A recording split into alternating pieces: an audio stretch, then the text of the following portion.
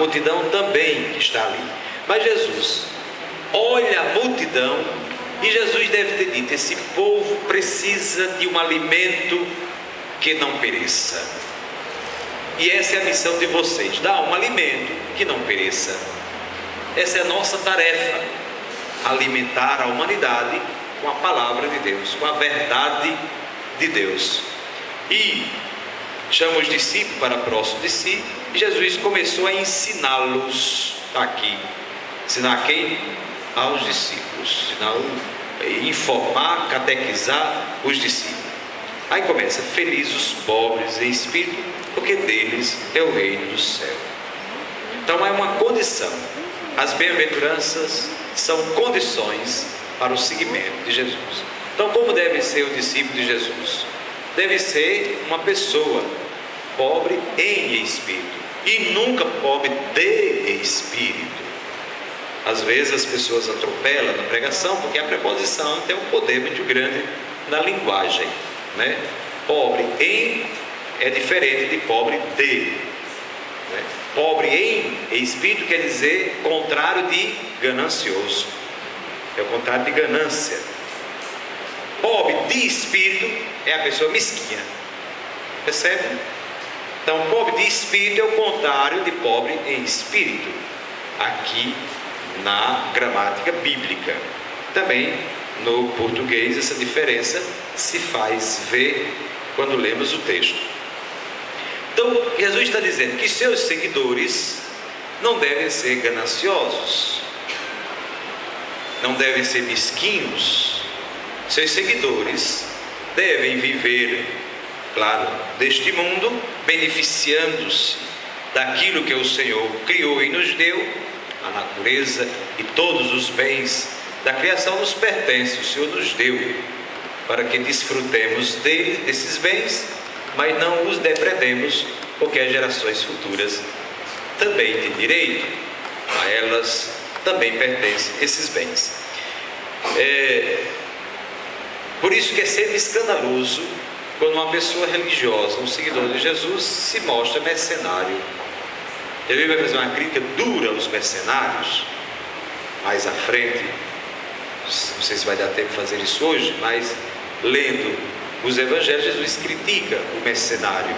É o falso pastor. O bom pastor dá vida, o mercenário aproveita-se do rebanho. Ou seja, o discípulo de Jesus, segundo a exigência da bem-aventurança, é aquele que dá a vida pelo rebanho, e não aquele que tira a vida do rebanho. É exatamente o contrário.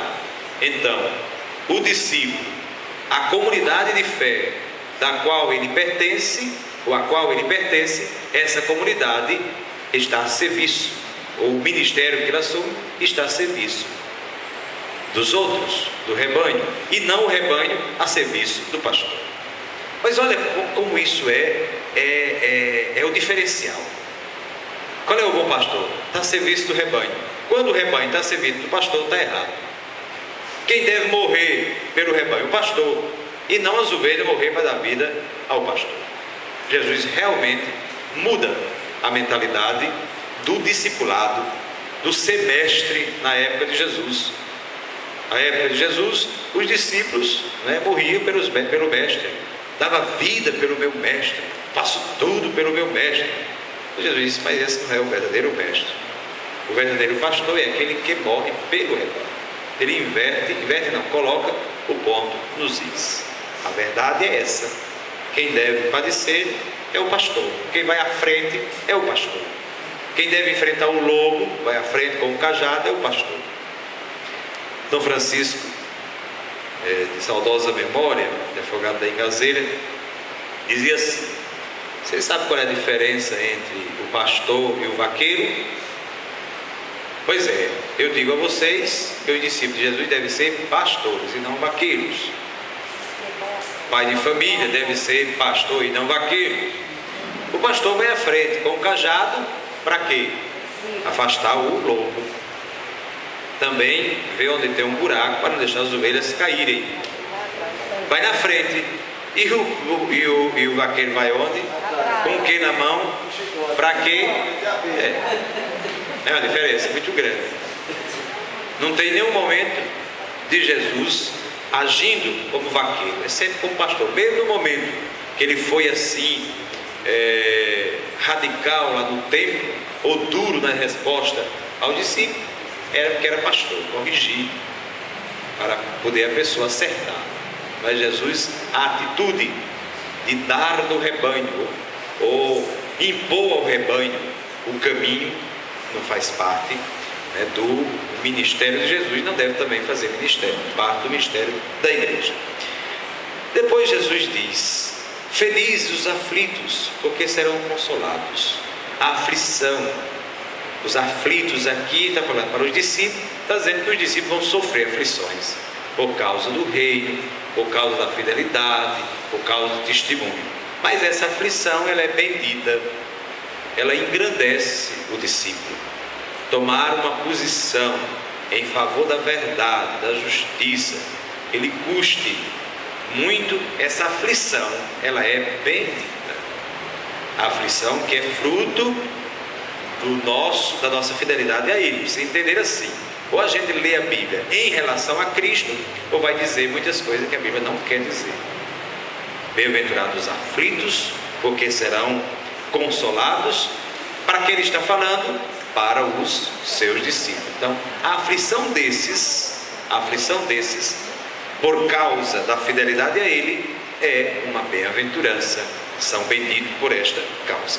Bom, eu não vou comentar todas elas, nós já conhecemos, vamos só dar um passo à frente e vamos perceber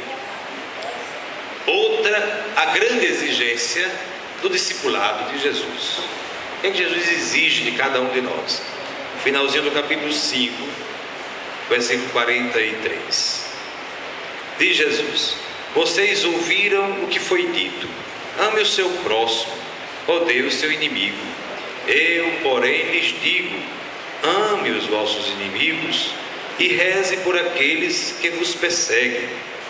Assim vocês se tornarão filhos do Pai que está no céu, porque Ele faz o sol nascer sobre bons e maus, chover, a chuva cair também sobre justos e injustos.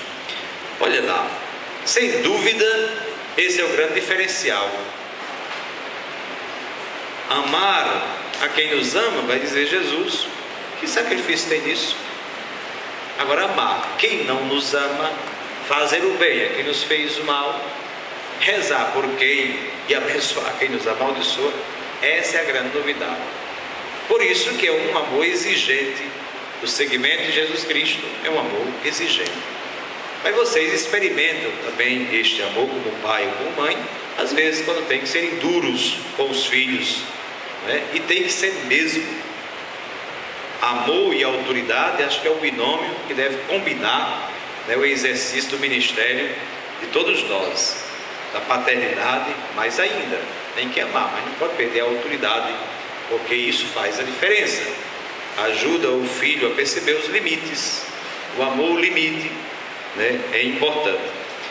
Mas Jesus, isso é uma exigência do segmento aí. O amor, né, a Deus e ao próximo, como Jesus nos amou, é a lei de Cristo.